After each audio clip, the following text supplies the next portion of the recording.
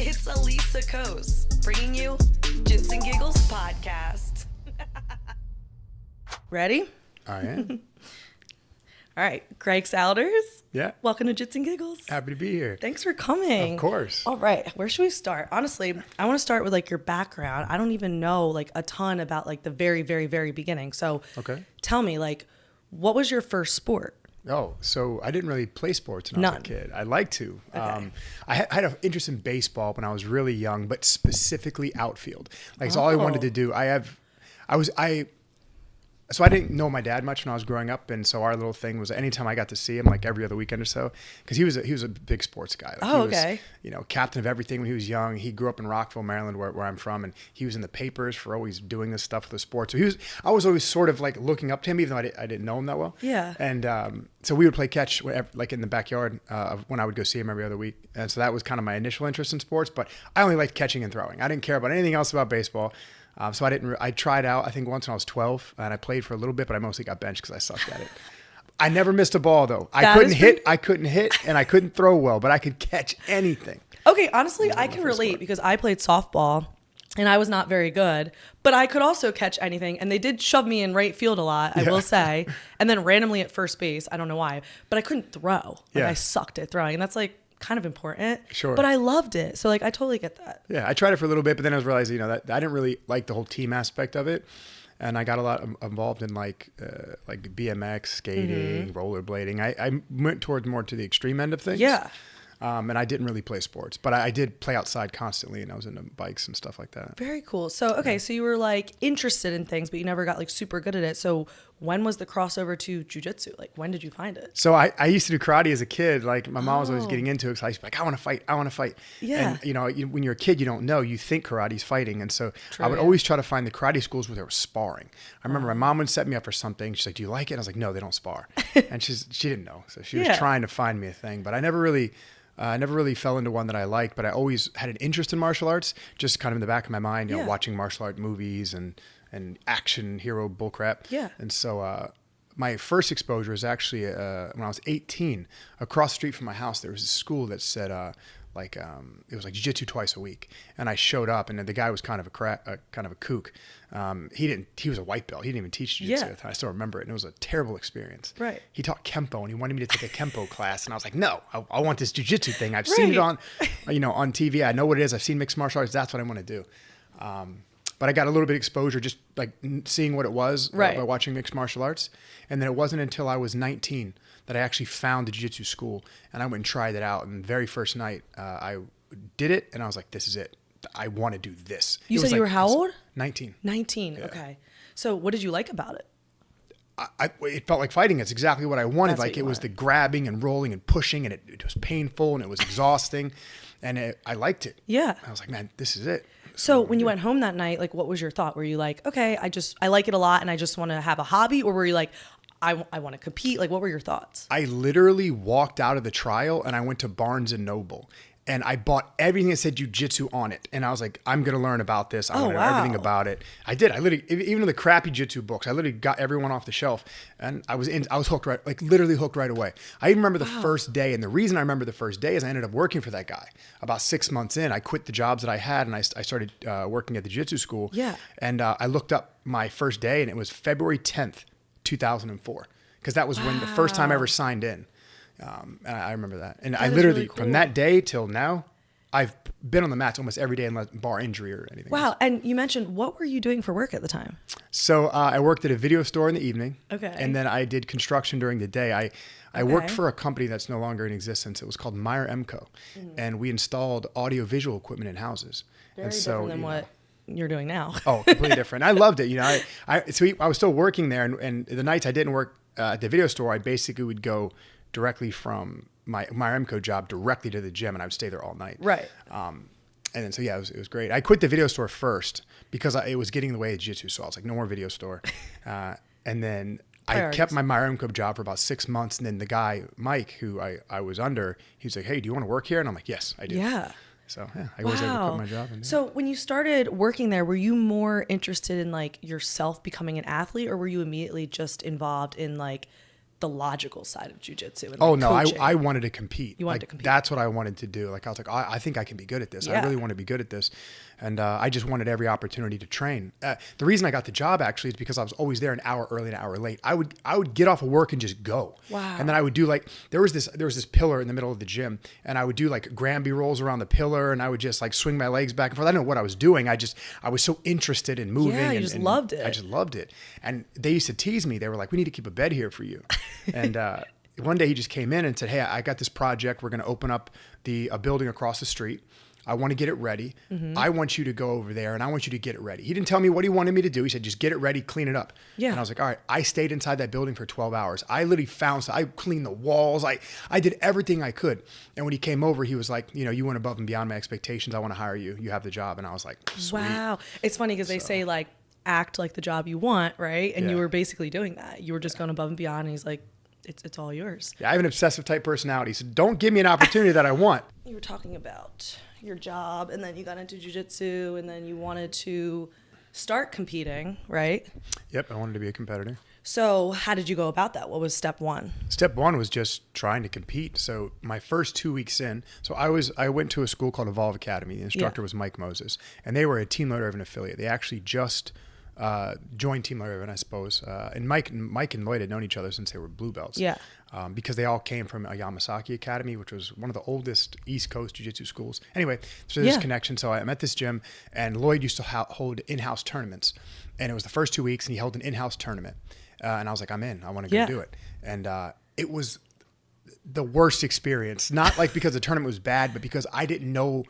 I had never been under that level of intensity. That wasn't a real fight. Right. So the interesting thing was I fought a lot as a kid because, where I grew up or whatnot. And that never bothered me. I was very confrontational. Fighting was always a part of my life. Right. But for some reason, showing up that day, having to fight that person, I couldn't generate those same emotions. Right. So I remember not liking it at first. I remember when it was over, I remember thinking, I'm never doing that again. Right. But then when I drove home, and I wanted to do it immediately. It's like once those emotions kind of settled, sense, I was like, no, I'm getting back on the mat. I'm doing this thing. This is what I want to do. And I just kept going. So you just did you like trick your brain into like being able to get to those emotions? No, it's like my brain just kind of started. And it was interesting because it took me a while to learn how to be an athlete because I didn't come from a competitive background. I didn't come from an athletic background. So I didn't know how to deal with all those doubts and all those feelings and all those emotions. Yeah. So I just had to get used to them. Right. And I just figured, fuck it. I'm just going to keep going, competing. And then, eventually I'll just feel better about it, I guess. Like I threw up after every match from my first 2 years of competition. Wow. And what was weird, after I did it, it would give me this sense of relief and I'd go fight again. And I loved it. And then I'd run off the mat and it was like nerves. At first I couldn't handle the nerves. And then you're able to overcome it. And then it just stopped one day. That's interesting. The fact that like you weren't a natural athlete, we could say, like the fact that you had to like kind of teach yourself to be an athlete. Do you think that helps you be a coach now, understanding how to like get beyond that? I do. I was actually talking about this last night. Somebody sent me people send me all kinds of things, and they were saying there's a special type of intelligence that I think I might possess. Like, right? I'm not like I'm serious. It's called metacognition, thinking about thinking, and this is actually something that I'm aware of that I do. I can recognize what I'm doing and then think about what I'm doing and then change what I'm doing through thoughts. Right. And that's what I did. I was like, well, I feel nervous. What can I do about feeling nervous? Right. And then I don't know. I just talk myself into what I'm doing. I pay attention to what's going on in my mind, and I have conversations with myself to try to get myself through it, or at least come up with some strategy to, get what I want out of whatever I'm dealing with. Yeah, it's also like a level of like emotional intelligence. And I always say this to coaches I've had on the show is like, I do think there's a certain standard of emotional intelligence that you truly have to be a great coach and even an athlete, to be honest. Well, because you're dealing with other people. And that's actually the hardest thing about coaching is that you have a room, let's say you have just a regular class of 40 people. Yeah. And let's say 10 of those you're in personal conversations with because they're your real students, the guys that are there 6-7 days a week, that want to compete, that are making this their lives. You have to learn each of them because each of them respond to the training process differently. And if they're competitors, each of them respond to the competitive environment differently. Yes. So it's up to me to be sensitive enough to that relationship we have and their emotions to decide what intervention I'm going to use to try to get the best out of them that I can. Right. Do you feel like there's any personality that is not good for you to coach, or can you deal with any? Yes. I'm not very good with people who need an accountability buddy. Okay. Like if you need me to remind you of what you're supposed to do, me and you are not going to get along. Gotcha.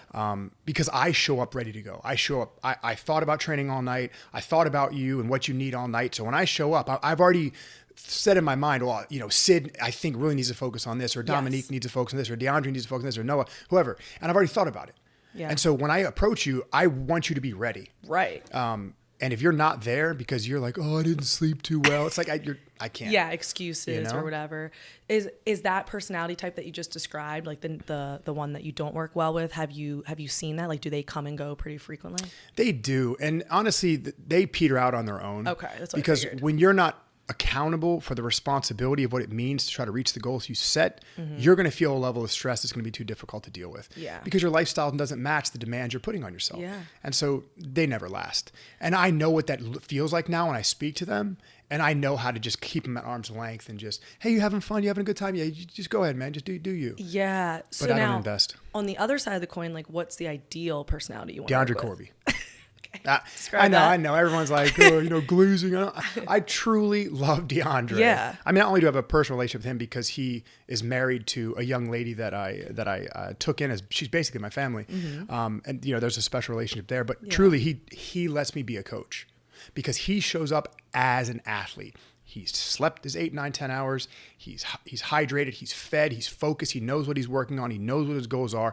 And he literally comes in excited and ready to work every single day. And I'm not kidding, every single day. It's almost like a superpower. This guy's the most focused human I've ever been around. Wow. So it allows my intensity to come out, and our intensities match very well. And so it was actually the best coaching experience I've ever had. Wow. And currently is. And it was serendipitous, That's really cool. Yeah. It sounds like it almost like makes your job easier. Like he's there ready to go, and then you get to focus on what you need to do. Absolutely. And it allows that relationship to really flourish, and we both get to become better versions of ourselves within that relationship. So, I taught him to be better at jiu-jitsu, and he taught me to be better at coaching. It's like just through interaction, we learned a lot about each other and how that relationship plays out when we're going towards the direction we're going towards. So it's been great. So you've been coaching for how many years now, would you say? Seriously, I would say since I opened my own school, even though I taught for Lloyd I taught his white belt competition team. I was the guy that he would send all the new guys to work with. I would just say once I opened my own school was when I think I started coaching because I had nobody to help me. Right. It's completely on my own, taking in students who were coming in off the street. So 2014, I would say. Was there a point where you were like, I don't want to be an athlete anymore. I want to just focus on coaching? No, I was actually sort of forced into the coaching role. I broke my neck in 2009. Right. Which I lost the use of my left arm for about a year. Wow. It was a significant injury. I was supposed to never train again, but I didn't listen. Yeah. And then when I got back, though, excuse me. None of us do when we're injured, right? When you're passionate, what are you going to, I'm not going to, this is what I want to do with my life, whatever the cost. But so I just was a different person. It actually did affect me. When I tried to go back and started to try to get my old schedule back, and I was changed. Yeah. And I realized that. And it was pretty hard to deal with. But Lloyd gave me an opportunity to start coaching, to start learning about coaching. I took the opportunity that was given to me, and I decided to make the best out of it.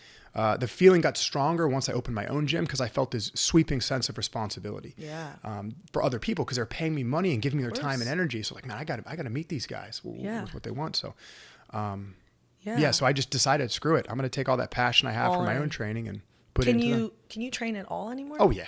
But you're just like not at a competition level where you don't want to get hurt. I could, but it's the juice isn't worth the squeeze. So one, I would focus less on my students. I'd focus more on myself. Mm-hmm. And two, if I did get injured in another way, maybe it's my knee this time. Maybe it's because I've had 4 surgeries.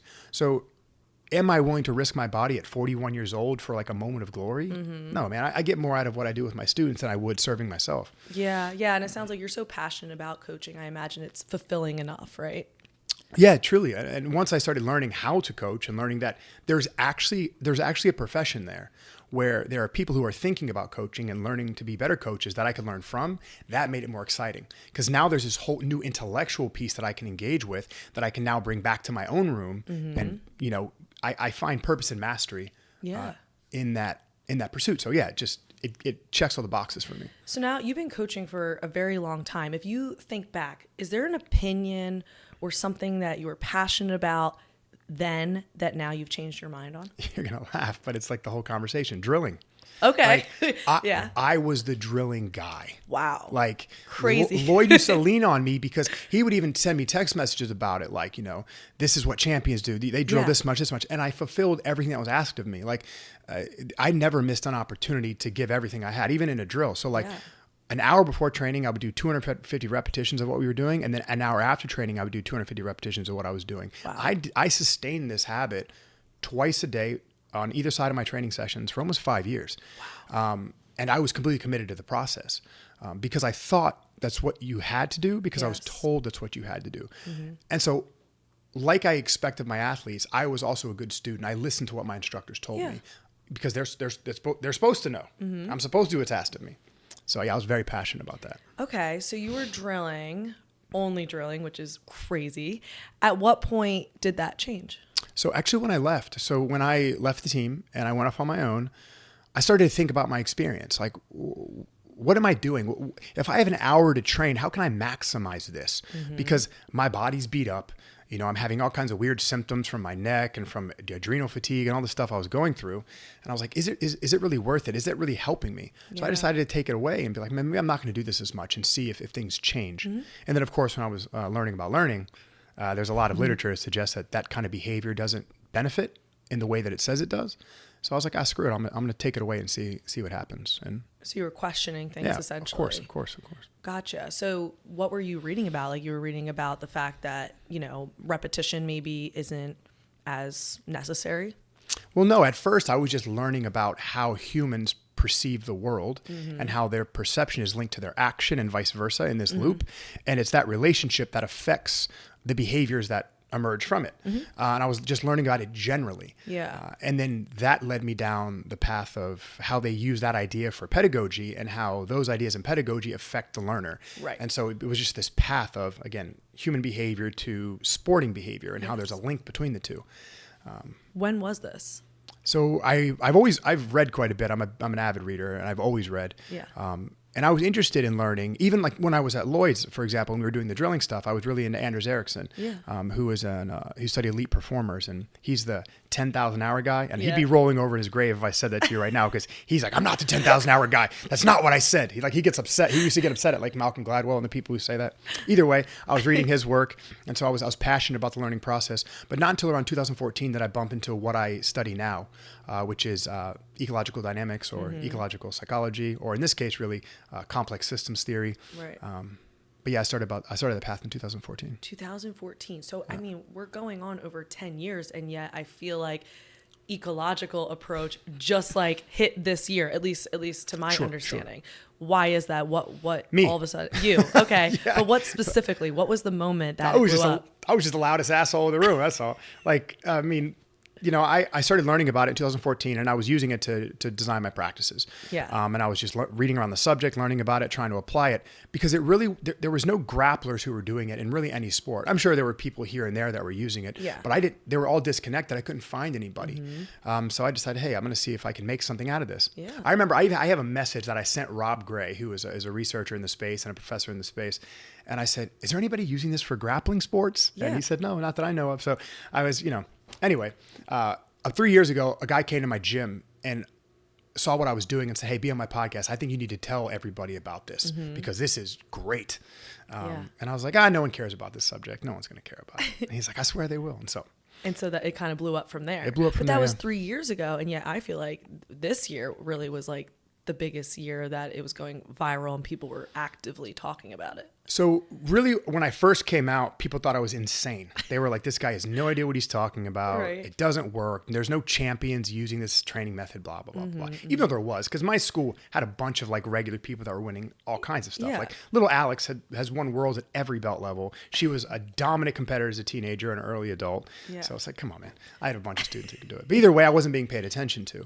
And so when I first came out, people were just like shoving it away as a trendy new idea that sounded dumb. But then we started catching traction. Not only were DeAndre and Gavin and Noah and Sid starting to win, like a lot, Romero, all my students, people started looking in, And then other coaches started reaching out. Like PJ Barch was one of the first guys to reach out to me. And all these little coaches are starting to apply it. Now their students are having success. Now it's just catching traction. Yeah. Why do you think people are so quick to be resistant? Because it sounds counterintuitive. right? So if I tell you, you don't have to practice in slow motion. There is no such thing as a step-by-step technique. It's not really real. It's a complex, continuous engagement where behavior emerges from it in a nonlinear way. That sounds like that's just word salad. That doesn't make any sense. You know, it doesn't feel like what I'm doing. I've drilled and my coach told me this move and I do this move, but that's not really what's happening. It's just what they think is happening. Yeah. So it's counterintuitive by nature. It feels wrong. And so drilling sounds more right. Right. And so they just stick to tradition because they're comfortable with tradition. I was just going to say it's uncomfortable. So I feel like it's easy to push things away that are uncomfortable. If you had to describe the ecological approach to like a 10-year-old, how would you describe it? We get better at the things we do by doing the things we want to get better at.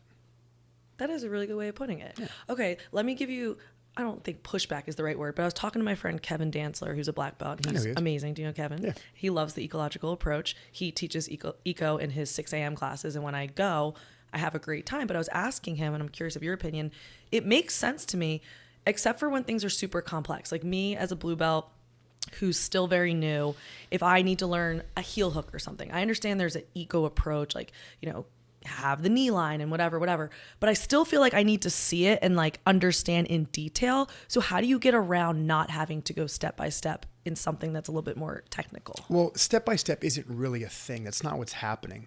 When you look at a behavior that you don't yet understand, it seems complex in nature. Yeah. But if you were to watch somebody perform these actions, you realize there's only a few simple set of things that have to occur for that whole system to emerge around that thing that we call, organize around that thing we call a heel hook.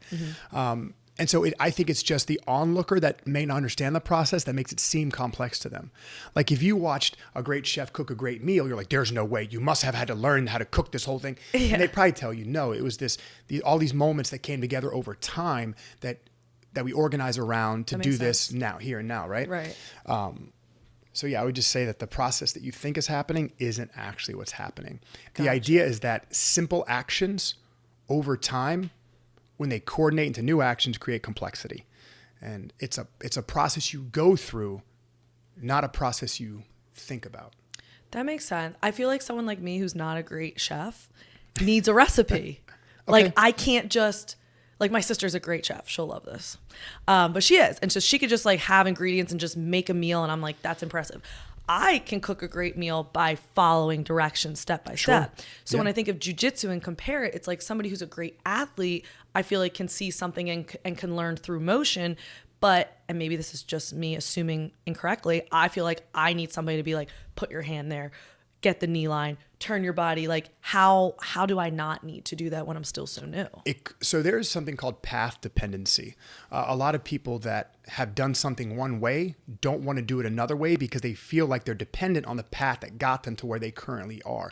So to me, that signals more of a bias than of something that you're actually going through. Right. So what I would do, let's say you were my student, I would hear that. I'm like, okay, I understand that strife you have, or that struggle you have with what you think is happening. Let's try it this way. And I would try to meet you where you were. I would try to find that point of focus in your action that felt good to you. And then I would start your learning towards something more complex by starting with something that made sense. And that I'd help you see through your experience what you might want to do next. So for example, imagine there's a heel hook that you didn't understand. I would start you in the alignment so you could have the experience of it, and I'd give you a task to perform within that space. Okay. And then I would keep layering that over time until you were able to perform that complex behavior. Gotcha. And because that's how it happened to you historically. You just thought that it was the thing that coaches told you that made it happen. You actually went through the ecological process on your own. You were unaware that that's what was happening. Gotcha. Is there ever a time you think drilling is appropriate? Not at all. Never at all. Okay. But let's not get these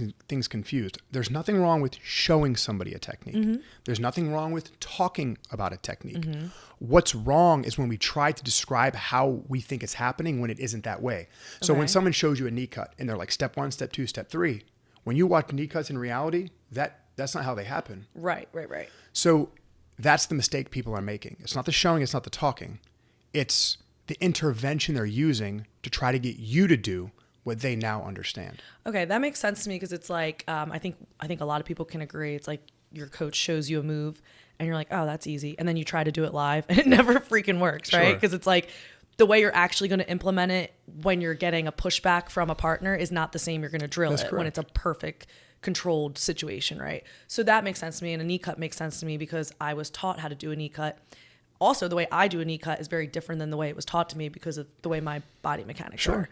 And someone can show me, and I've had coaches tell me over and over again to do X, Y, and Z, and I'm like, the way I'm doing it's working great for me. Exactly right. And not that I know better than anybody because I don't, but it's like it is working just fine for me. Well, it's not about knowing better. It's about knowing yourself. Yes. And that's what a good coach tries to do. It helps a good coach helps a student realize who they are and helps them or gives them room or space to express themselves in the most effective and efficient way that they can. And so that's our goal. We need to shift the view from a coach-centric view to an athlete-centric view. Yes. The athlete doesn't work for us. The coach works for the athlete.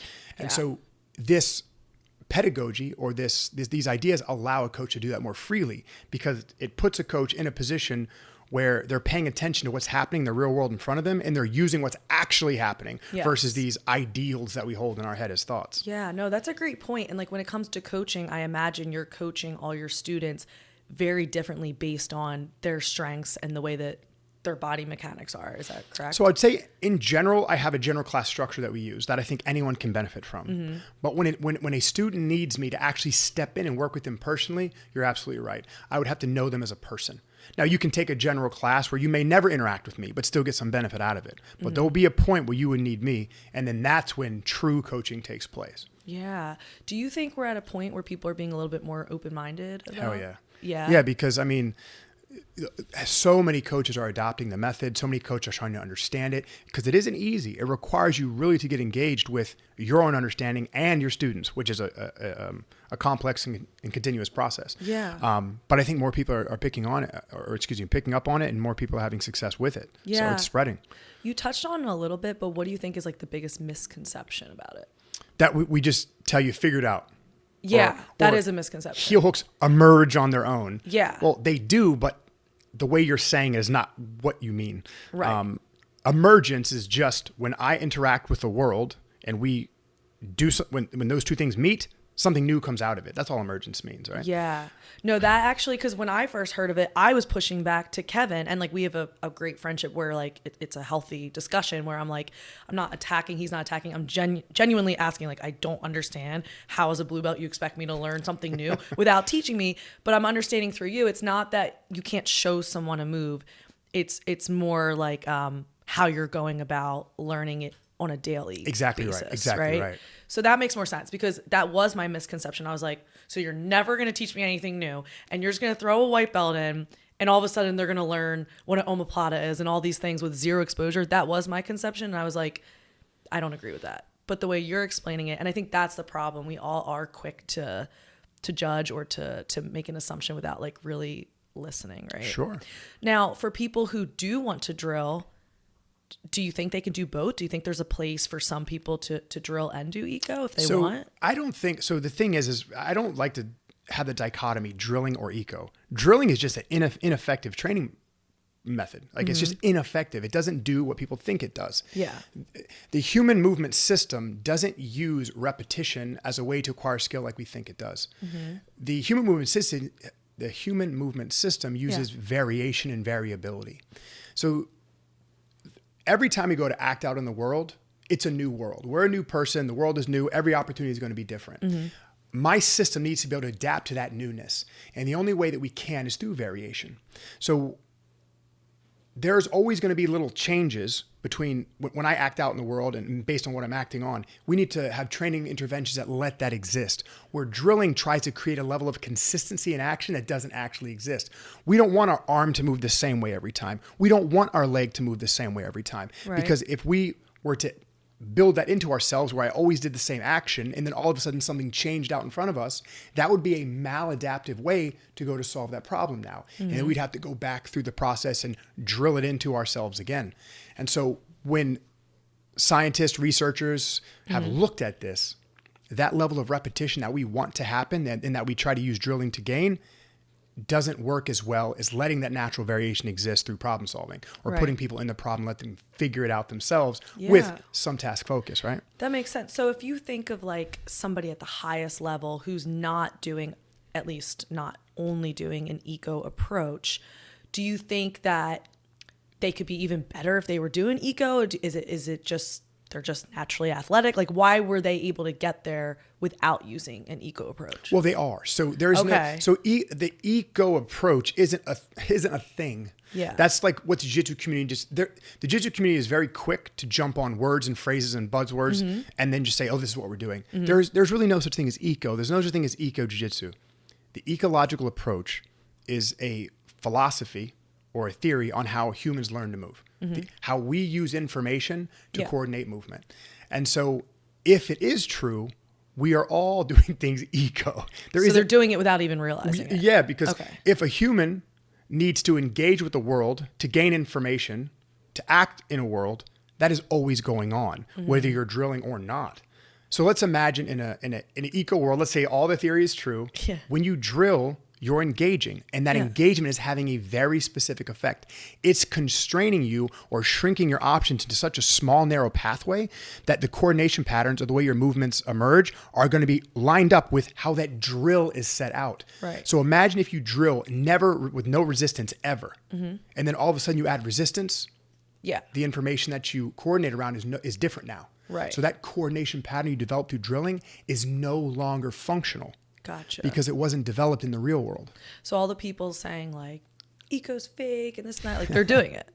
Yeah, if they're rolling. Yeah, they're rolling. If you're situational sparring, right? All that resistance, all that exchange you're learning through, we're just learning how to maximize that. Right. We're trying to use that live, unscripted, uncooperative play, Josh Peacock, to help our students gain the necessary information and coordination to create flexible and adaptable skills. Because that is how, like for my school or schools that I cross train at, it's usually like, the first part of class will warm up and then it'll be like, okay, we're going to learn something new. We're going to learn a triangle. This is how you set up a triangle. And then we drill it with a partner back and forth. And then maybe we will do situationals, which I would assume is eco. And then we go live, right? So you're kind of just removing that one part and adding in more resistance. We're taking out what's unnecessary. Yeah. So the first necessary part that we need to keep in is the showing. Yes. If a student is new to something they've never seen, we want to affect their perceptive side of the system.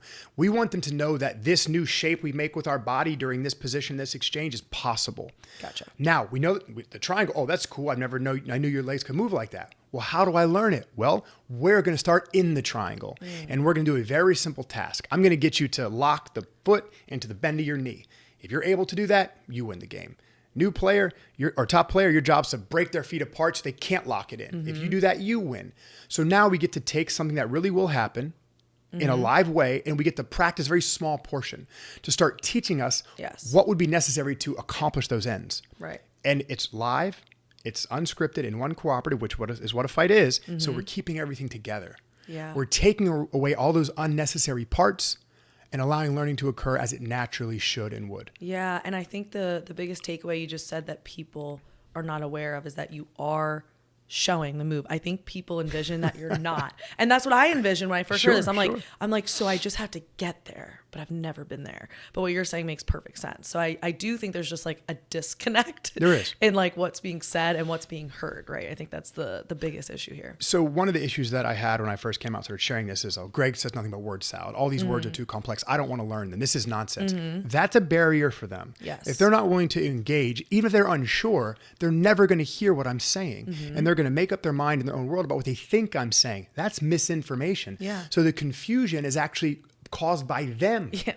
If I was doing a bad job as an educator, so be it. But the only way we'd know is if you approached me with good faith and allowed me to try to work out some of these misunderstandings.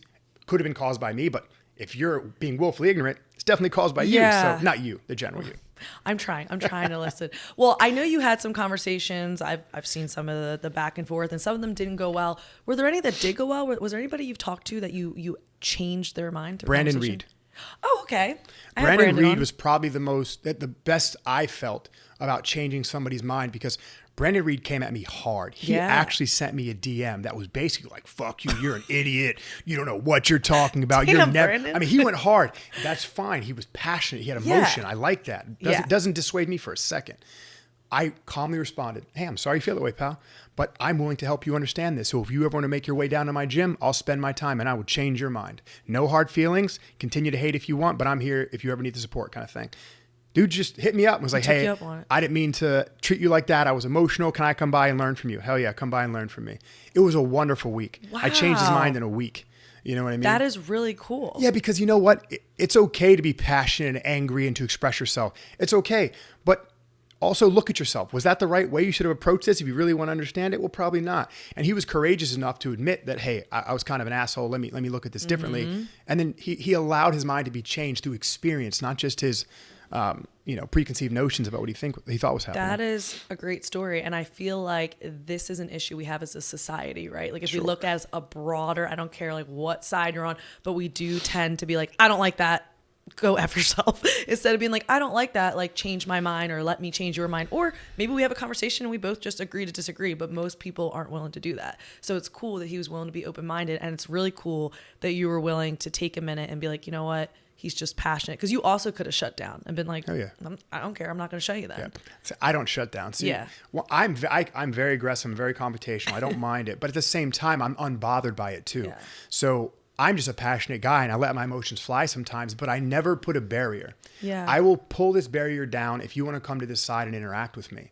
You can't really make me upset at you unless you do something, of course, mean. Like if you steal from me, if you hurt somebody I love, and those things are going to put a barrier between us forever. But if it's just two people getting upset at each other because we're missing and we don't understand each other, that's fine. We can work that out. And I know you do have like a certain personality where you can deal with it, but like I imagine it must have been hard. Like the whole community at one point was like not thrilled with you. Like how did you deal with that? Well, my own team. So DeAndre always says this. He's like, don't worry, coach. They can say whatever they want online. Internet's fake. When they meet you, everyone likes you. There's nobody in your life that has a personal problem with you. Yes. And so he's like, just open your gym, let them come for free. They'll know. Yeah. And so that keeps me feeling calm because I know that if people give us a chance, give our gym a chance, give me a chance, even if they don't like me at the end of the day, they'll probably see that what I'm saying is not too far off from being. Yeah, no, I have to say you are very approachable. I actually wasn't sure how our conversation would go just because of what I see and hear, right? But I do always give people the benefit of the doubt because half the time what you hear and see is not true. But you're very approachable and very willing to have a conversation. I appreciate that. So, people, if you don't know, you don't know kind of thing. Absolutely. Right? Very cool. Okay. Moving along a little bit. I have a question for you. Yeah. If you can remove one term from jiu-jitsu, a term that people say, what would it be? What bothers me right now, eco. I like, so funny. DeAndre's trying to convince me to embrace it. He's like, we're just going to be eco bros. And then we're going to talk shit about eco bros, but we're also going to be eco bros. It's going to be our thing. Yeah. But I don't know, man. I don't like when someone says eco jiu-jitsu or eco training. I understand what they're trying to do, but it's like, man, if we're going to eventually adopt that and it's going to be a thing, I really want to make sure we're clear about what we mean when we say that. Yeah, it's almost like hurting the cause in a way. Yes, it is. Yeah. You know what? I think the supporters sometimes do as much damage as the naysayers. Yes. Because sometimes the supporters are so their zealotry is so strong that they're muddying the waters and confusing the message. Yes. Because I'm also willing to change my mind. Yeah. If I said something 2 weeks ago that was garbage, I'll be the first one to say, I didn't know what the fuck I was talking about. But sometimes these supporters, like, they fight with it as if it's always going to be this way. And anyway. Actually, I want to elaborate on that a little bit. So the way I look at it is I'm going to use religion as an example. Perfect. Right? Somebody could have the best intentions and they could be right, but if they're the person standing outside and is like, you need Jesus in your life, like you're a sinner, I'm like, get the hell away from me, and I'm going to do the opposite of what you're saying because you're so aggressive and non-open-minded.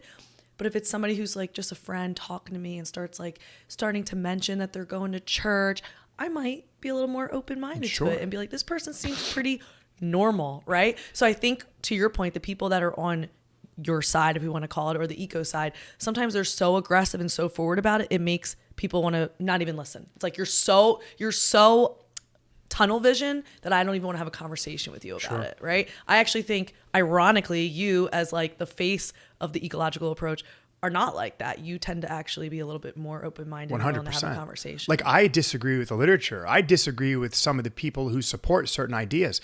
Through application, I think some of the theory is wrong. Yes. Like my most recent one, I had a kind of aggressive conversation with a friend of mine who's probably still a little upset at me.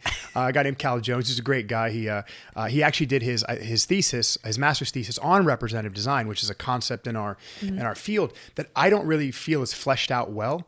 And I, like, for example, the argument we had is there's this idea in the theory that representative design, which is basically what we organize our practices around as keeping them ecologically consistent. I don't think there's a scale. I think it's either representative or not. I think the scale is between what's called general practice and specific practice. Right. And he doesn't agree with that. I don't agree with him, and we had tension over it. And I don't care what the literature says. I'm like, they're wrong.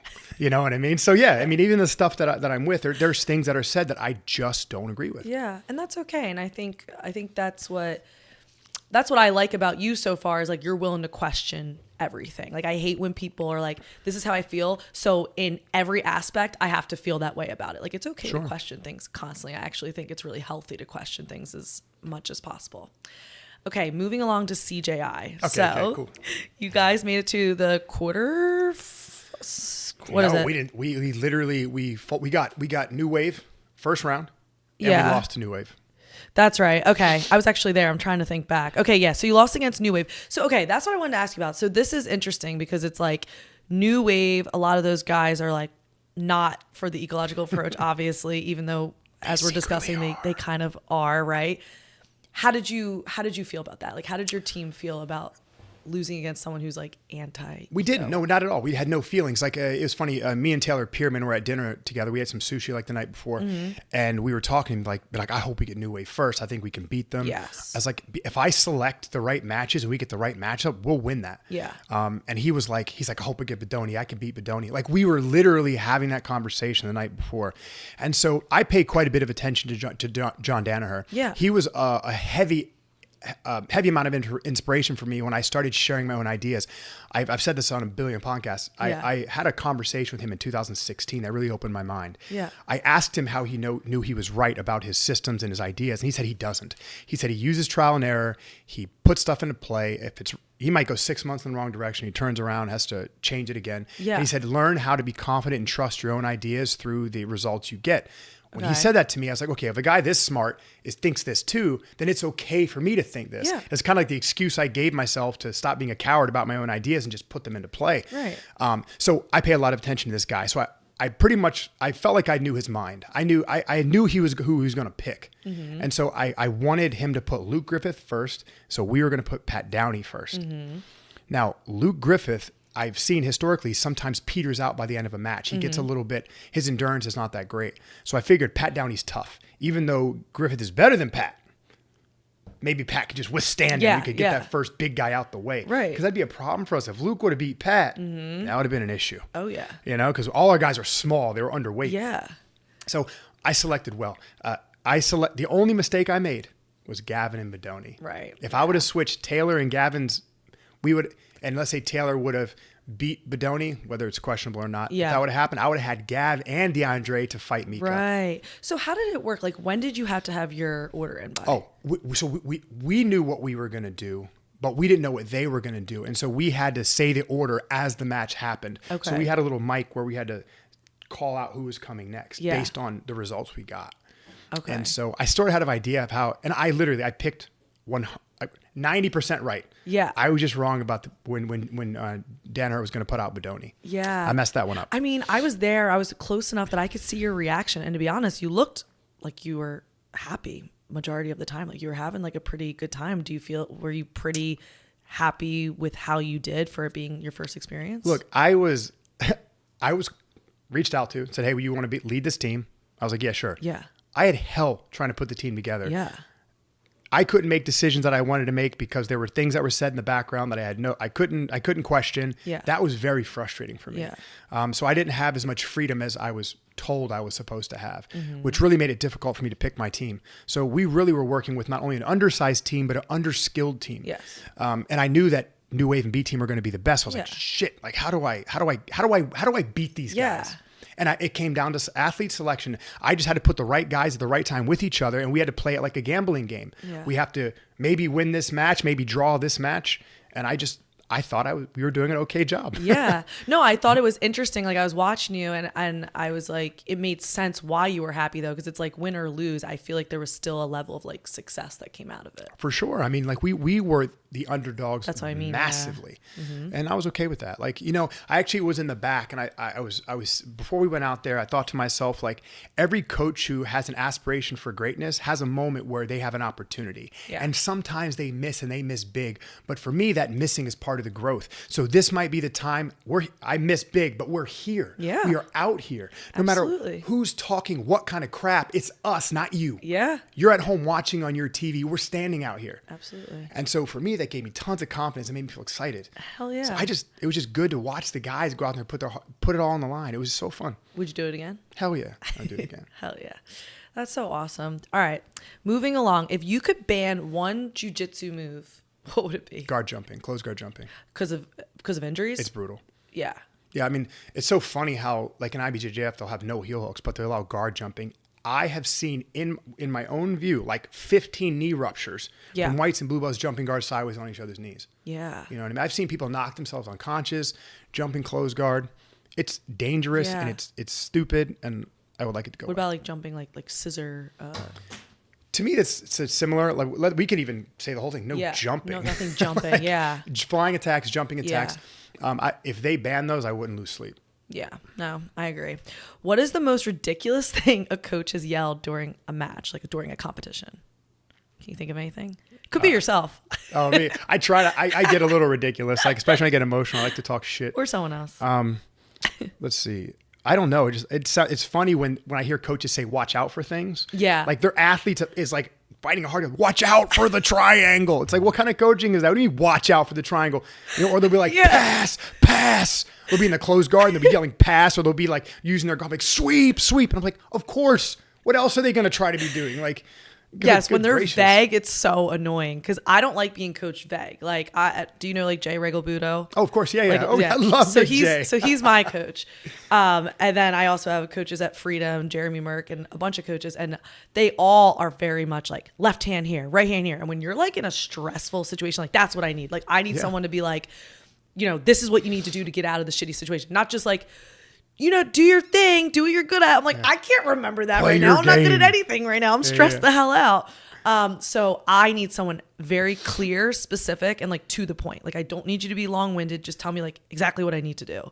So I agree. The vagueness is so like, did you watch the fights this past weekend? I didn't. Okay. Well, the one coach for the main event, he was just saying like the most vague comments. Like he's just like, like work harder. We need to get through it. Like, don't let him get in half guard. It's like, okay, how? Yeah, I mean, all that pressure. It's like, no, I wasn't trying hard, but now I am because you said something. It's like, come on. And one of the commentators was even like, wow, like not much like feedback from the corner, just kind of like motivational, but it's like not what you need in that moment. And maybe that works for him, but for me, that would do nothing. Sure. Like I need specifics. Well, I think it's important. I think the coach needs to know what words affect the athletes in what way. Like there are some.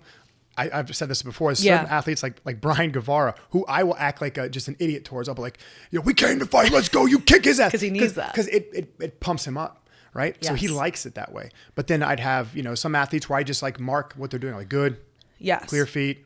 Something real simple. And then there'll be younger athletes who might be a little anxious that need more of that step-by-step, like left hand here, right hand here. I'll do that too. But again, it's whatever the athlete needs. You're right. And it's funny because you brought up Brandon Reed. And when I had him on the podcast, he mentioned that like he does not do well with somebody like belittling him. Yeah. Which like sounds funny because it's like, who does? But some athletes, like they want you to like slap their face and like get in their face. And he's like, that is not for me. Like I want someone to be a little bit kinder. So you're right. It's like, what does the athlete When I was competing, I hated people talking to me. I'm like, don't tell me, just let me fight. I don't want to hear you. That's like, I didn't like all that. Yeah. My parents came and watched one of my matches, and for context, like they have like zero background, like they don't know what's happening. Like literally one time they saw me and I was in the middle of rear naked choking somebody, and my dad's on camera going, is she doing good? Like literally no idea, right? And so they came to my recent competition and I did well, and my dad was like, I don't understand how you can listen to so many people giving you direction. And it's funny because it's like we're so used to it, but when I watched it back, there was like 6 people screaming different things. I do feel like I have the ability to hear my coach and just like listen. But he's right. There's so much going on that sometimes it becomes like overwhelming amount of information, and it's almost like a disservice. It's just noise. Yeah, it's just noise. Something random. You said so. Big J. Right? Yeah. He was the very first person that ever reached out to me about anything. Like we a bunch of my guys did a finishers. Yeah. And this was probably back in 2021. Mm-hmm. And I got this message. I have it saved on my phone. And he basically said, like, I don't know who runs this team or who's coaching this team, but your athletes are phenomenal. He's like, I commentate matches all over the world, all different things. And I rarely see athletes that are this well-rounded and are this prepared for every situation. He's like, even when you lose, you're never outclassed. He sent me this lovely, nice message for no reason. That is Jay, and he didn't know who I was. He just sent it to the thing. And because of that one thing, I will literally like him forever. That's because cool. I think one thing we miss in this community and with the relationships we build is we don't tell people what we think about them, positive or negative. Yeah. I think sometimes just saying, hey, I see you and I appreciate what you're doing is really it's motivating. It can keep you going. Yeah, you don't know what that coach might be going through, the athlete might be going through, but just having someone pat you on your back and say, hey, man, I notice you, man, that can really push you forward. And it was a wonderful message to receive. That's awesome. And that is very much Jay. And he's right. I mean, he sees it all. And I mean, that man is somebody who spends hours upon hours just watching film and analyzing athletes. Like, he's like you, like he is obsessive, right? And that's what makes him such an excellent coach. Like, he is just as obsessive as you. So, and I feel like he does a lot of eco too, now that I'm realizing what it is. We don't call it that, but that is what we do. Like when we do our Illuminati classes, like we do a lot of situational, and we do a ton of live, like to the point where when I bring people to visit, they're like, this is exhausting how much you guys go live. That's great. And I'm like, I'm just used to it. Like it is exhausting, but like, that's just, he's invited me to a few of your practices, but we just can't make it because of when we train and when you guys train in the distance. Like he's literally like, hey, we have a private practice here. Would you want to come through? I was like, I'd love to, man, but we just can't. Yeah. Right now it's Monday and Wednesdays. Yeah. It sucks because like I would love to bring some of my guys and maybe we can free up a day and just come through. Well, honestly, maybe we could do a field trip and we'll come to you. Hell yeah. That'd be really cool.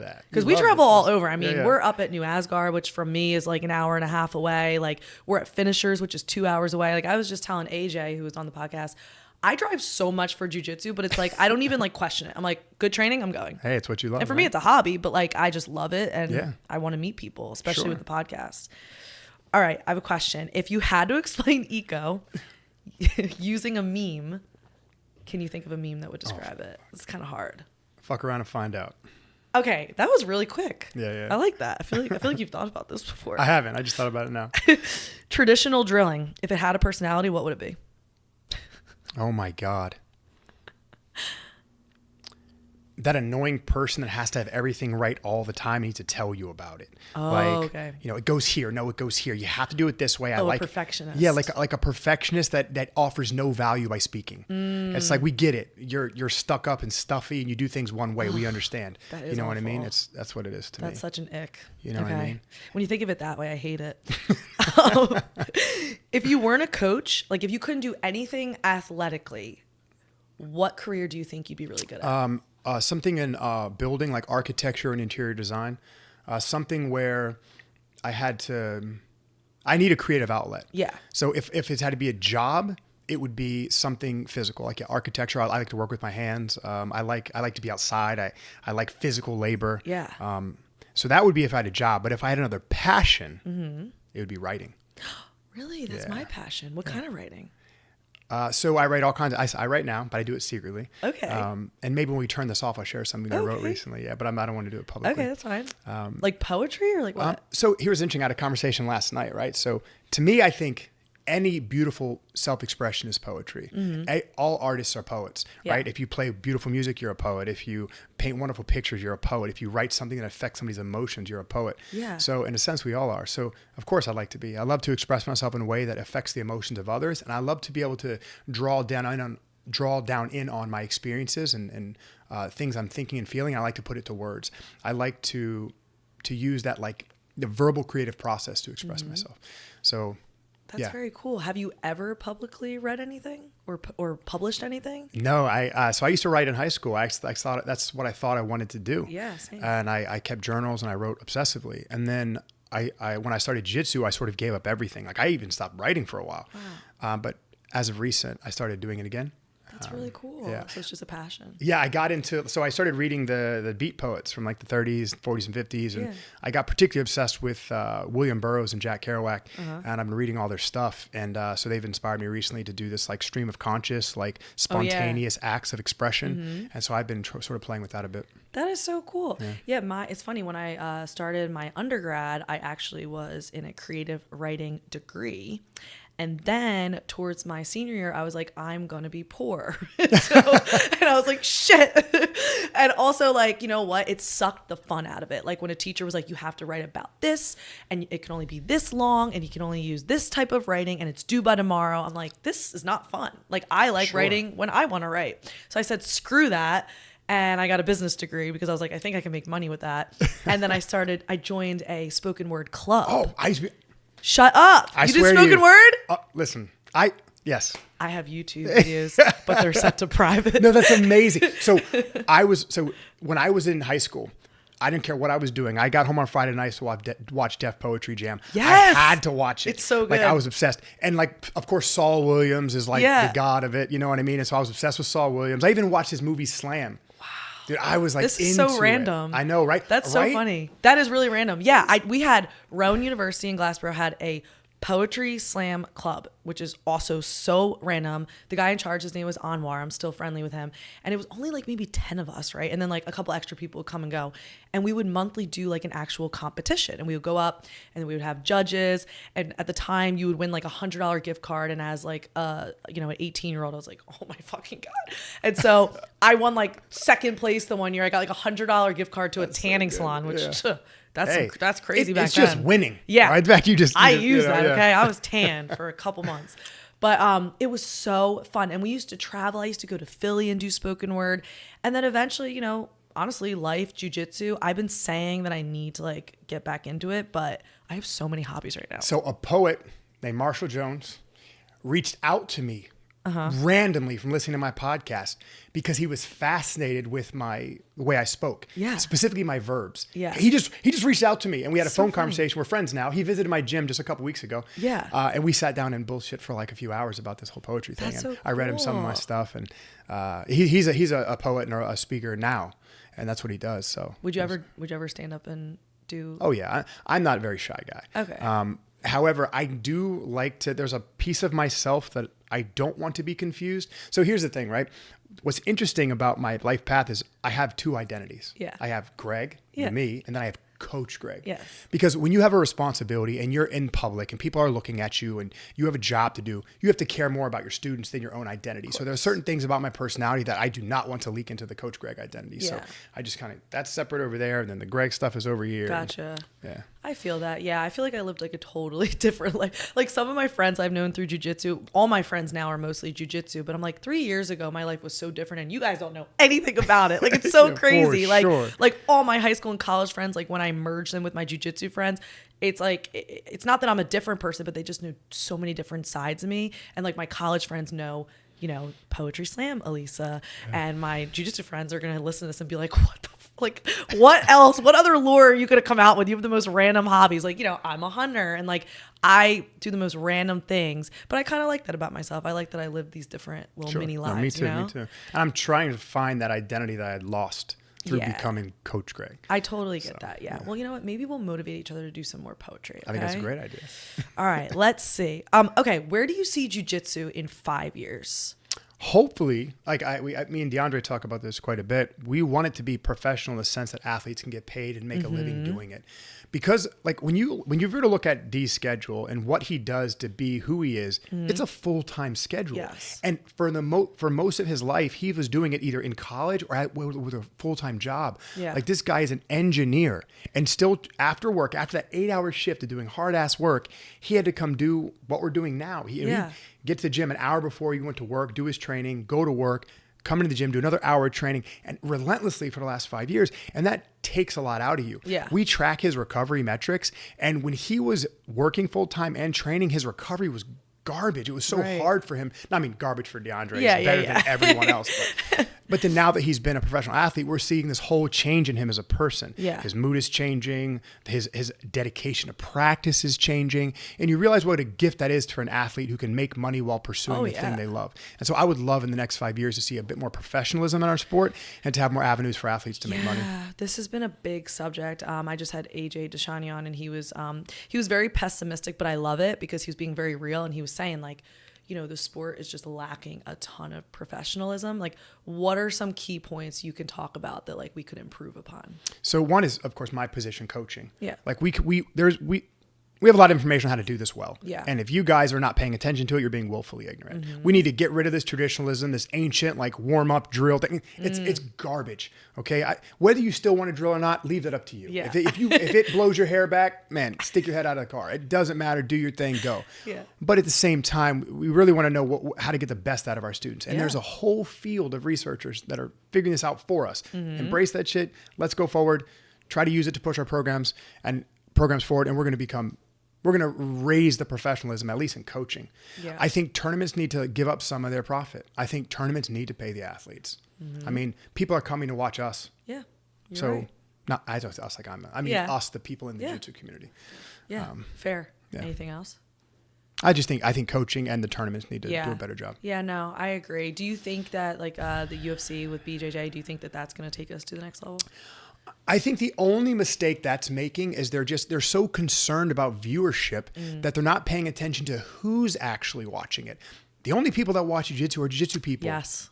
So maximize that. You know what I mean? Let's agree to a rule set. Let's have like a central gi rule set, a central no gi rule set, and let's try to take all that sales and marketing bullshit and let's focus around who and why they actually watch.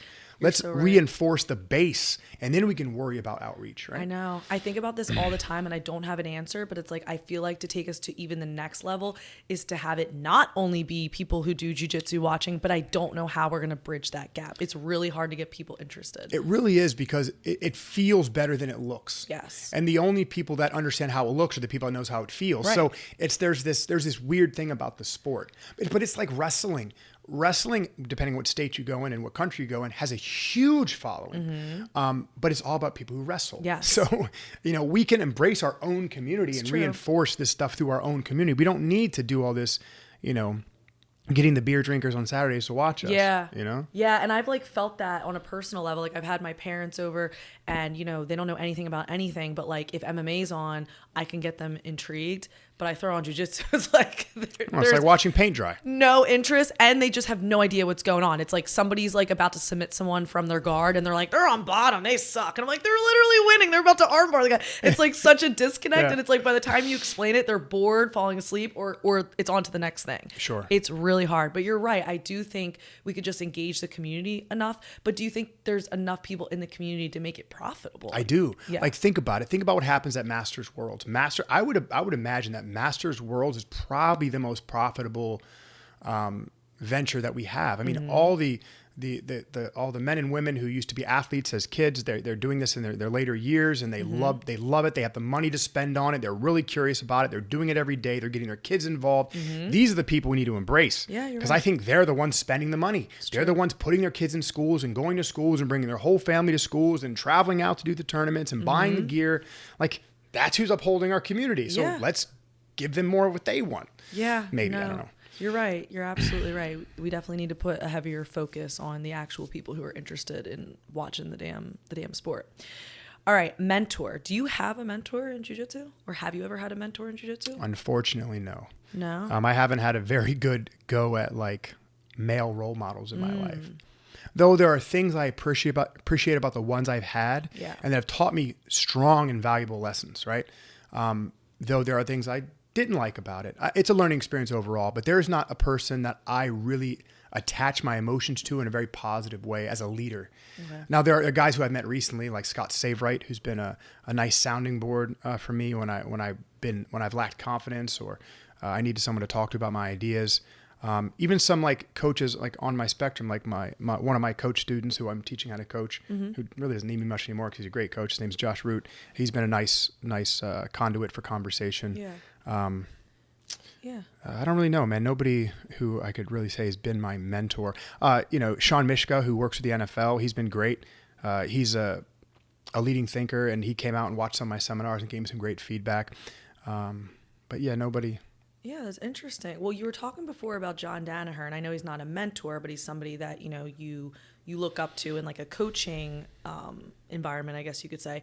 I was going to ask you the opposite. What do you think is the biggest difference between you and Danaher's coaching methods? He's a traditionalist. Okay. Now, I had an experience with him recently that was very like ridiculous, but you know, it's like I really, the thing is like this.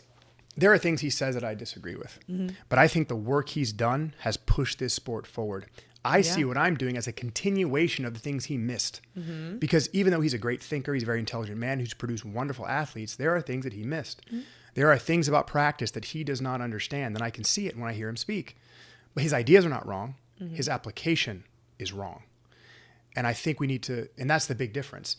I understand application better than he understands application. It doesn't mean I'm smarter. It doesn't mean whatever. I just went in a direction that he didn't know existed. And I found information that he didn't know existed. That's all. But no, I think he's wonderful. You know, I even the way he thinks, like he thinks in like a hierarchical, step-by-step, this thing leads to that thing type cataloging method. And I actually like that analytical idea. Though I think it's only useful for study. It's not very useful for practice if you can't transition the study material into practice. But no, and also too, I'm not in love with my own legend. So, you know, I'm open to failure. I'm open to being wrong. I'm open to being questioned. I'm very open about who inspires me and where I get my ideas from. I don't try to act like I'm some central figure who knows everything and doesn't require help from the people around him. I'm not saying he does. I'm just saying there are things about me that I think personality-wise we're very different. Yeah, and I think it does, I mean, for lack of a better term, like it takes a village, right? Like we need different conflicting ideas or approaches to maybe get to like the ultimate best way, right? Like I would love to engage him intellectually in public. Like you don't think you can? No. We've had great conversations over the years. Like he and I have had private conversations which have been deeply beneficial, and I like them very much. But I don't think he's open to that, to be honest. I wish he was, because you know the thing is like my thing is don't protect your position. Defend your ideas. Let them be wrong. You know what I mean? And do it in public so people can see your ideas are wrong. Like I'd be willing to risk what I think and have someone prove me wrong. That'd be exciting. Yeah. That's hard though. It's hard for a lot of people, right? Sure. I mean, people who want to protect this image, but I don't want to, I have no image to protect. You know what I mean? Yeah. I'm a million different people, and I've been a million different people, and I'm willing to be a new person. So you know. So speaking about traditionalism, so when it comes to your gym, like, are you traditional in any way? Like, let me give you examples. Like, if your students are late, do you punish them? Not at all. Do they have to, you know, like call you professor? No. Do they have to like face the wall when they like literally nothing. Put their uniform on, their gi on, or anything? Anything traditional? Nothing. We are an adult environment. You come and go as you please. You do what you want. Our only rule is don't harm anyone in training. Don't harm your training partners. Don't ever let me find out you're hurting women or kids. And that's it. Like, just be respectful of the training space, right? I tell people, come in late. You're an adult, but don't expect me to be on your time. Yes, that's all. That's fair. Don't apologize to me because it doesn't matter to me. Yeah. But again, don't disrupt me or anybody else. Come in late. It's okay. Put your stuff on. Wait till the next game starts. When the next game starts, jump in, try to find a partner. Let's get going. Do you find the more freedom you give them, the more respectful they are? Or do you ever have people push boundaries? Nobody pushes boundaries. We have a very stable culture. Like, that's one thing I like about our gym. It's very calm. It's really quiet. And people actually mention that. Like, nobody talks here. You know, everyone's kind of focused. Even the what people call hobbyists, they love coming in just to train. You know what I mean? They're really invested in the process. I like the feeling of people being able to come and go and not have to pay fealty in any way. I want jiu-jitsu and the training to be central to what's here, nothing else. Right. And I try to create a culture that supports that. How about what they wear? They can wear whatever they want? Any clothes, any gym gear, don't care what it says. Again, the only thing that I would draw me back is if it was like something that was like hateful or like profanity or something. Not even profanity. You could wear like fuck Greg Souders and you come in and train with that. I don't care. You could call me Susan and give me the finger. I don't care. As long as you're not harming anybody, as long as you're not harming the students, I'm happy.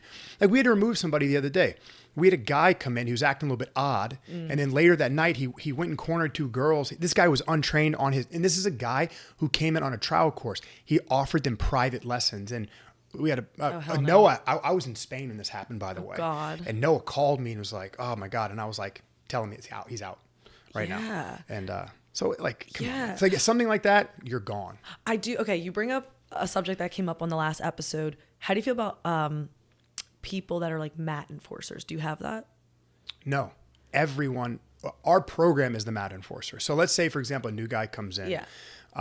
And he wants to try to do it this way. Well, the way the games are designed, the way the class design is tough for everybody. Yes. So that does the job in and of itself because my guys are used to training that way. And if you're not used to training that way, it's hard. Even if you're with someone who's lower ranked and who may not be as athletic as you, it's hard to sustain your toughness for an hour if you've never been exposed to it. That is true. Now we do pay attention to who comes in. So let's say we get a guy who's a little bit excited, a little bit athletic, and is a little twitchy. I'll put him with someone who's tough enough to handle that. Okay. But the goal is not for our students to beat them up. Right. The goal is to constrain them basically into our culture and process. Make sure you control it well enough so they know what's going on. You know what I mean? Yeah. Do you feel like you can always control them subliminally, or do you feel like you have to have conversations? Like, for example, like sometimes you have a guy come in and he rolls with women and he's using 100% strength and he's hurting them. Is that a conversation? That will never happen at my gym. Like, no, new guys don't get to go with girls, and a girl gets a choice whether she rolls with you or not. You can't just go up to a woman and be like, "Be my partner." She has every right to say no. So we champion that 100%. And I just don't let it. I will never let a new person walking in train with a female. Yeah. Just because we're a male-dominated environment, there are things that we have to be watchful for because of that. And I'm on my P's and Q's with it. Now, if we get a smaller male who's a friendly, gentle guy who can tell is good-natured, of course. Yeah. You know, we can use you quite a bit because this lady needs someone like you to train hard with. Yeah. No, that's great. Because when I had AJ on, he was saying like he doesn't believe in mat enforcers. And he made a lot of sense because he's basically saying like, you know, this guy comes in, he's spazzy. Most of the time it's unintentional, right? Yeah, he just doesn't have skill. And okay, a mat enforcer beats him up and now you piss him off and now he's going to go beat up somebody else. And he's basically saying like, it just continues. It never actually solves the problem. I actually agree. I agree with that. I agree with that sentiment wholeheartedly. Yeah. I thought that was interesting. Yeah. Let the training do the job. Yes. You know what I mean? And we just put the partners with the right people. If you have an aggressive guy, put them with another aggressive guy. If you have a passive person, put them with a passive person. This seems to work that out. Yeah, I agree with you. And I never thought about it that way because we have, not at my gym, but I've seen people be quote unquote mat enforcers. And it's like somebody's being a jerk and somebody goes and beats them up. And it's like, that's great in the moment. It might be satisfying in the moment, but like that person doesn't even know what they did wrong. Sure. And now they're just going to keep doing it because they don't understand it. It might be better to have a conversation and flat out say like, hey, could you go a little lighter?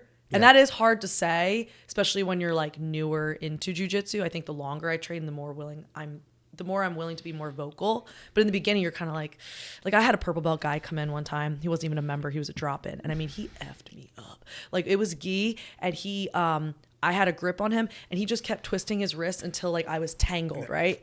Yeah. And he knew what he was doing. He was a purple belt. And I mean, he beat the hell out of me. Like, and I'm a tough person, but like he was like injuring me. And then like, if he ever dropped in again, I would just avoid him. Sure. And fine, I can avoid him. But like looking back, I kind of wish I just told him like, hey, you're being an asshole. I mean, luckily we have a small gym. So we operate with about 100 students plus or minus, right? Yeah. So and each night every night we have anywhere between 20 to 40 people on the mat. So it's very easy for me to see who's there, to understand the relationships, to see the dynamics. And also other students will talk about it. Yeah. And if I miss something, I will hear about it. And then we can do something about it. But I swear, and I'm not saying this to make Standard sound like a great place, which it is, we don't really have problems. Yeah. In 10 years, I've only removed 3 people from my gym. That's incredible. Yep. And an interesting topic is I was talking to somebody, and I will not name any names, but there is a gym, and he was telling me like this guy has removed people like once a month. And my first question was like, why? Why is that? Like what? Something's off with that. Very off. There's that many people that are like crazy. Messed up. Like something's off when your turnover is that high, or when I feel like it's an ego thing. It's like, so I think, without knowing, people walk in, and if there's not a matchup in personality, they're out. Sure, no, it's nothing like that. Like the whole thing is, I'm not a very controlling person. Yeah. The only thing I control in my gym is the culture. I want people to interact. I want all the weirdos and different personalities to be able to coexist because we're all going to be different. So I want that to happen. Yeah. But you do have to learn how to navigate some of those because you have some people that are a little bit odd. And so as long as you understand why they're odd, you can let them exist. Again, as long as it's not harmful or disruptive, which we just don't have. I swear we don't have any. Like the first girl I ever kicked, the first person I kicked out was a female. And it was a misunderstanding she had with other women, caused a little bit of tension. Yeah. blew up, and I said, listen, this might not be the place for you. She's like, it's not the place for me. I was like, no problem. Okay. And we're actually friends now. I actually liked her very much. Oh, so it was a happy ending. Okay. Yeah, I liked her very much. Cool. I liked her. The second lady was wild. They had to literally physically separate her from another girl. She was trying to break her arm, and the girl was screaming, and it was over a guy. And it was it was unreasonable. So, but she was like unhinged, and she started screaming at a guy in the middle, and it was this. We had to be like out. And so no, it was insane. That is insane. Insane. God, I hope that never happens to me. The most recent was actually, I'm not going to name his name, but we had some strife with this guy for a bunch of different things, and he just wasn't the guy he claimed to be. And he basically one night denied he wouldn't switch partners when I asked him to for a 13-year-old paying customer. We had a little girl who needed a partner. Yeah. He wouldn't give up his partner for her, and said no to me twice while I asked him to as the owner. And when we had a meeting about it, it didn't go very well. And I basically had to be like, yeah, that's unacceptable. Yeah. I mean, sometimes people just aren't going to be a good fit. Oh, sure. You know? And what's funny about this individual, I was warned.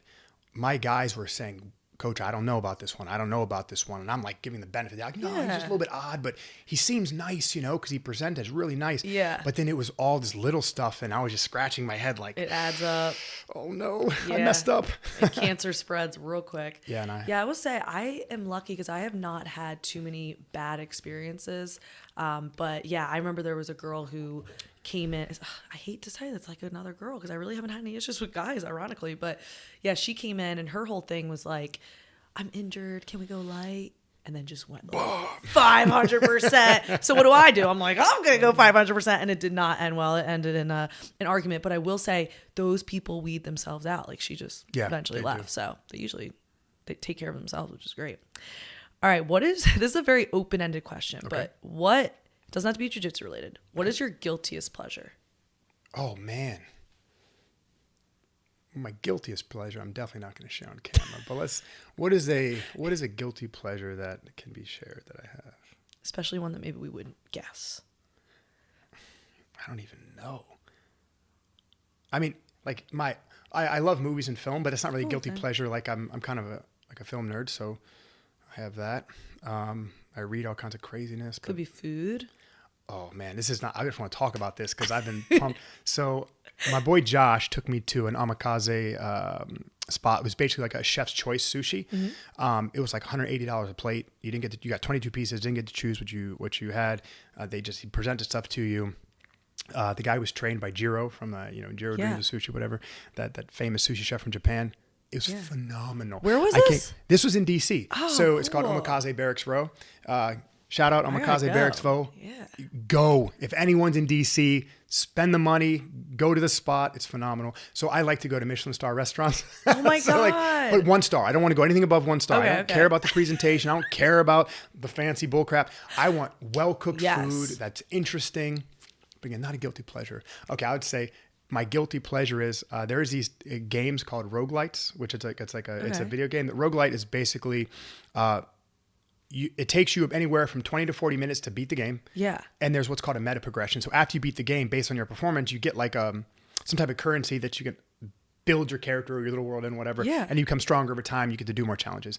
So there are times when like I don't work on Friday, for example, in the morning where I'll just play. But the problem is I have to be careful because anything that I pick up, I will get obsessed with.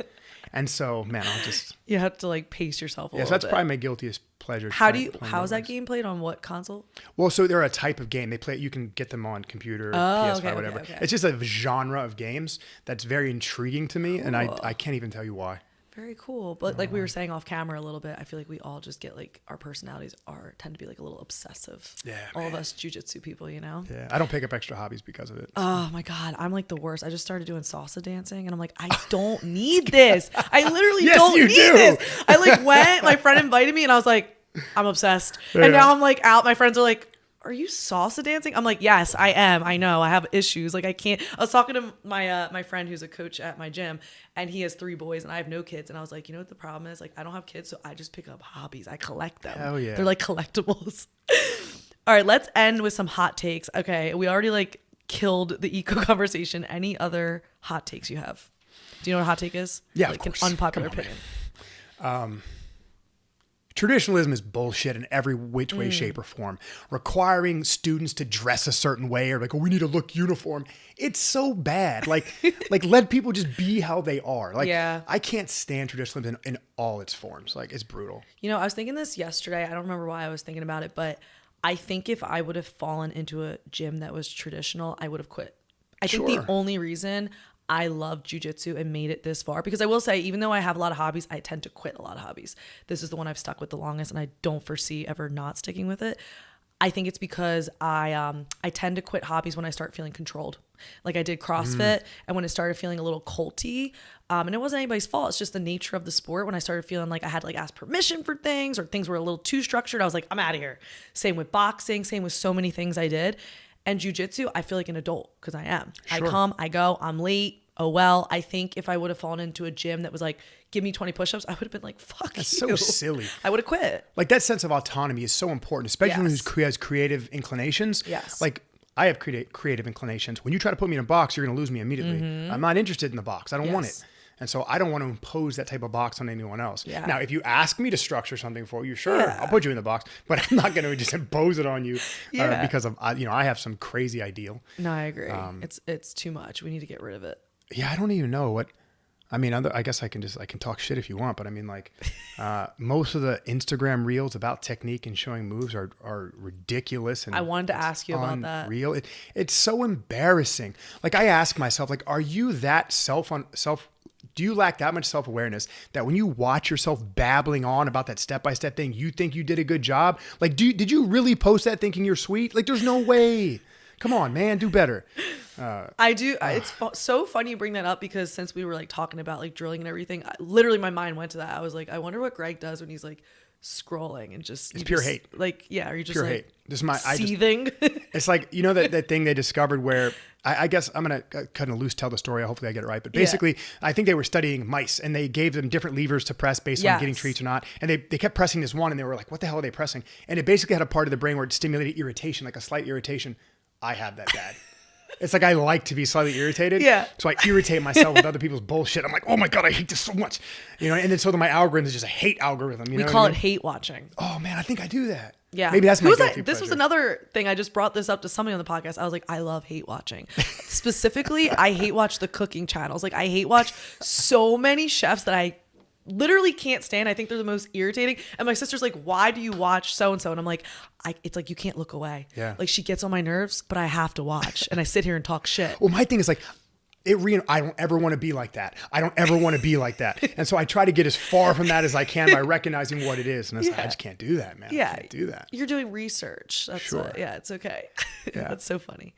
Yeah. Anything else you could think of? I'm putting you on the spot a little bit. I don't know. It's kind of all on the same, like false claims, people that don't actually do things and say they're doing things. Oh, the copying of the copying of the copying, like the lack of originality, the obsession with, you know, connecting to what the most trendy thing is. I think it's getting worse. Yeah. I think the memification of everything is like ruining how we interact with the world, and it's ruining our interests so that nothing you see is different. It's like, hey, you want to see me do this? Or I don't know, you know that stupid thing you see on IG all the time? It's like, oh fuck, I can't even think of what it is all the time. I see it every day too. I don't know. The people use the same clips and the same audio things. And like the trending audio or whatever. Man. And people embrace it like it's great. Yeah. That's how a lot of people go viral. Like I was telling my friend, I'm like, I could have my Instagram be way bigger if I just reposted viral things, but like I have no interest in doing that. Isn't that fascinating? But you could. That's what garners attention. Yeah. It's like by wearing what the other person's wearing, what the other person wearing, what the other person wearing, we gain notoriety for it. Yeah. We're getting noticed for being copies of bullshit. Yeah. Like, and we can all think of accounts that are like that, right? Like they just post, like sometimes it's fun to like post on your story, but they'll like post to their page like something viral that already went viral, but then people want to see it again, and so they have X amount of followers, but it's like it's nothing actually original to them. Sure, they're just reposting like crazy things, and like I'm not saying there's anything wrong about it. It's just like interesting to think about. Like we're following a person that's just reposting things we already saw. Yeah, it's wild to me. Like why? And I think about that, like, you know, and here's another hot take, and I'll just be kind of arrogant ass for a second. I'm not copying anybody. My language is my language. My programs are my program. My ideas are my ideas. I have not copied a soul. I literally started from ground zero 10 years ago, and I reframed how I thought, how I talked about, how we practiced jiu-jitsu. And I haven't copied a soul. So I've taken inspiration from many, many people. Of course. But Very I'm not cool. a copy. I like that. Anything like coming up for you, or anything that you want to be coming up for you and your team? Yeah, man. I mean, so to let everyone know, like, I mean, it's already out now. D and Gav are within a year going to be going back to VB. Black Box Grappling. It'll Very be cool. Standard Jiu Jitsu's first affiliate. I'm super That's proud of awesome. my boys. They get to go back home, see their family, start their own life. I'm excited to see what DeAndre does with his coaching. Yeah. You know, it's been great being his coach and now watch what he's going to do. I'm so excited for him and his brother. I'm still going to work with them. We're still going to be affiliates. So that's coming up. We're going to be putting out some new way to consume our material pretty soon, where we're going to try to help people develop fundamental programs en masse. So we have that coming out soon. How will you do that? Like, how will that look? I can't reveal it now. But I just mean like, it's going to be really simple, but basically we're going to offer a paid for thing. And I'm basically going to handhold for a while and really try to help people weekly understand where I started, how I got to where I was going, by giving them things that they can use and interact with. And I'm going to interact with that group weekly. That's cool. So I'm basically going to try to be a coach to as many people as I can, but with leaving enough room that they can be themselves. So it's not this thing like, follow me, do it this way. It's more like, here's something you can use now to get to here. And I'm just going to help support the process. You know, I'm getting a little bit overwhelmed. I mean, I try to answer every message I get, but I'm getting crushed. Oh, yeah. And I just need to be able to help without feeling like, oh, I can't Yeah. even open my eyes today. I'm feeling smoked. right. Bring everybody to one place. Yeah, I really want to push harder at changing the community, and I want to continue to help. But I want to try to be more effective while also trying to get paid a little bit. Because, Yeah, of course. I mean, truly, 95% of my work has been absolutely free. Yeah. And for over the last 5 years, I've really dug in deep to try to change the culture. And I think offering free work allowed me to prove myself and allowed me to prove my product. But I think now it's time for me to take some of the burden off me, make a little bit of money, and attach to the people who really support me, because I'm really going to support them. So, yeah. Very cool. That's And what's when next. will we expect that? January. January. Yeah, me and homie Rod are working on it now. Awesome. Rod is my artistic director, my editor, my filmer. He's the man. That's and awesome. He's great to work with, and he has a lot of cool ideas. And so we're gonna Very, very cool. do that. Yeah. Anything I didn't bring up? Any last comments? No. Well, first of all, I thank you for approaching me and just saying, course. "Hey, I want to do the podcast for you." That was really cool. The fact that this is called Jiu Jitsu and Giggles and you invited me on is hilarious. I was talking to the guys and they're like, "You're doing a podcast called Jiu Jitsu and Giggles. Do they know who you are?" And I'm like, "I hope so." But look, we had a great time. Oh, for sure, it's been a blast. No, don't get me wrong. It's just. I know. I got the nerve up. I saw Greg at trials and I like passed you like 10 times and I was like, I need to talk to him. And I was like, I don't care if he says no, I'm asking him.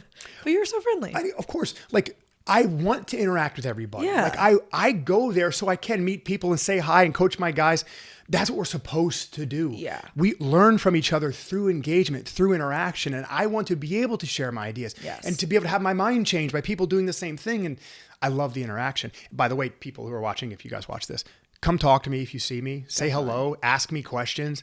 I'm not going to push you away. I'm not an asshole like I seem to be sometimes. I can be, but I don't think I generally am. Yeah. And I love talking to everybody. You know, I had a guy come visit me recently and he talked to everyone else but me. He went to my friend Kevon and talked to him first. He went to a few other guys in the community. He's like, I was trying to see if they could get me to talk to you. I was like, why didn't you just come to me? Yeah. Dude? Like, this is silly. Yeah, it's just like, you just don't know what you're going to get. I will say, like, very rarely have people said no to me. The community is very open and people want to share their thoughts and ideas, which is cool. But, well, one, trials, you know, it's a high stake environment. So you have to be careful, like the timing, people are coaching and all that. So I was being like considerate about that. And then you just don't know. I was like, I don't know. You might be like, no. But I was like, honestly, I don't care. Like, I literally don't care. So that was great. That was a great networking event for me. I mean, I talked to as many people as I could. So did I, man. And in Standard Jiu-Jitsu, myself as a coach and my guys really turned the corner. Like, we're being heavily embraced by the community, which is lovely. Yeah. We put a lot of hard work into talking to people and sharing ideas and going out there and showing our work. And it's been really nice that there are people who are really paying attention and trying to engage. Yeah, I was thinking that, So like, you were always like in conversation, having a good time. I didn't see any pitchforks. So like, that was good. No. It was a good time. Hey, and I embrace the pitchforks too. So if anybody out here wants to come challenge me in person, we won't get into this fight. I would love for you too. So any haters or people who want to say, no, you're wrong and tell me why, please, I would love to have that conversation. I don't have enough of them, which I would like to have more of them. Yeah. I love to have my ideas and my positions challenged. of course, in good faith and honestly. But, yes. No, open dialogue, I think, is really important in all aspects of life. Truly, I agree. Well, thank you. If there's nothing else, I appreciate you coming on. Yeah, and I like being here. It's fun. It's been a good time. Thanks. All right. All done. Not too bad, right? No, it's I think that went really, really well, actually. Yeah. No, you're awesome at this. Oh, thank you. Yeah. Well, you know how you were saying about Jay Budo, I feel like that's what keeps me going. Like, there's times you doubt yourself. I'm like, what am I doing? Like, I have a full-time job, and then I get DMs, and I'm like, okay, maybe I'm doing a good job, Like, maybe I'm doing all right. I get a couple compliments here and there. I'm like, I'm going to keep it going. I mean, he's such a positive guy. And he's so friendly and approachable. I love Jay. And he always makes me feel